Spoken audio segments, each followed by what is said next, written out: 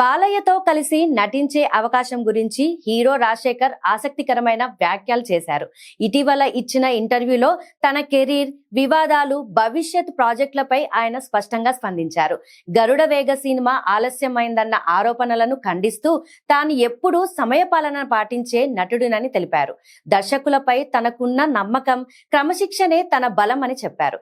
ఇక నందమూరి బాలకృష్ణతో కలిసి సినిమా చేసే విషయంపై కూడా క్లారిటీ ఇచ్చారు.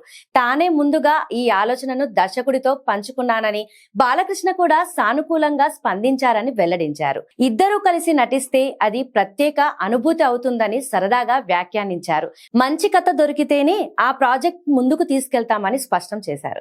వ్యక్తిగతంగా వచ్చిన వివాదాలపై కూడా రాజశేఖర్ స్పందిస్తూ తాను నిజాయితీగా జీవిస్తున్నానని, అనవసర ఆరోపణలకు ప్రాధాన్యం ఇవ్వనని అన్నారు. మొత్తంగా ఈ ఇంటర్వ్యూలో ఆయన చెప్పిన మాటలు అభిమానుల్లో ఆసక్తి రేకెత్తించాయి.